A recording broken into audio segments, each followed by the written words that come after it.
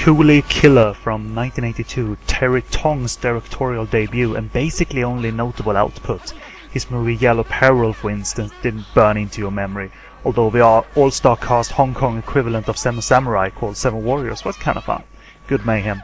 Coolie Killer received a Best Picture nomination at the Hong Kong Film Awards but lost out to Anne Hoy's Boat People, and that year was a good year for this particular new wave filmmaking hitting Hong Kong, as it also included Patrick Tam's Nomad, which was also multi-nominated the same year.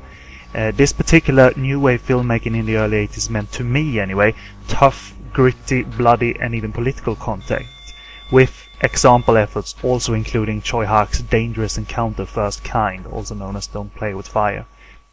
Coolie Killer was also produced by Dennis Yu, who himself was active during this time with directorial outputs such as The Beasts and The Imp. The plot of Coolie Killer is about Ko, who's played by Charlie Sheen from My Lucky Stars and many Taiwan romances before transitioning to Hong Kong, and he leads a team of assassins who is eliminated, and he's the only one left to survive, so he flees to the countryside to find out who planned this conspiracy, and he's nursed back to health by a young local girl called Tong, played by a young Cecilia Yip. Also there's a cop played by Yu Hua, the Shaw Brothers star from Come Drink With Me, and who was also in the Imp. And why Coolie Killer deserves a place in the spotlight again is for what it brought that others brought even more to the forefront later. You know, unknown people like John Woo and Ringo Lam. And while it lacks a strong thematic or even characters with heart, that kind of cold stance is a choice to the film that is refreshing in its simplicity. Almost get killed, take a wrench. That's kind of the script note Charlie Sheen probably made for himself. But this combination of style, grit and blood makes Terry Tong's flick go very important places. Basically, if there's any theme to the film, you can explain it like this. It's a world where the underworld works independently at night in desolation because their needed goals will be obtainable even in the shadows.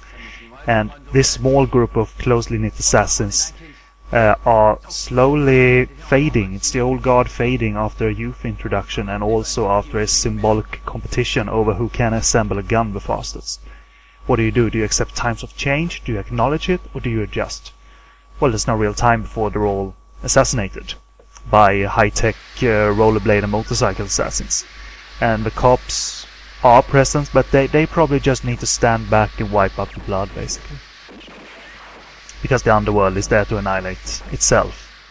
And in total, it deserves a place for bringing terrific style. Most night shots are bathed in this very alluring green light. And that style also in terms of the violence is much more gritty compared to the likes of The Killer, which this plot can be connected to.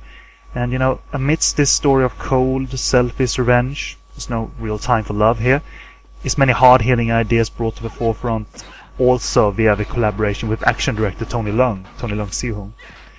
It features very, very tough brawls, especially the one in the bathroom towards the end of the film. Of note is two different endings to the film, which I will be presenting after this video, so it's also available in the So Good Reviews YouTube channel, so check those out. Thank you.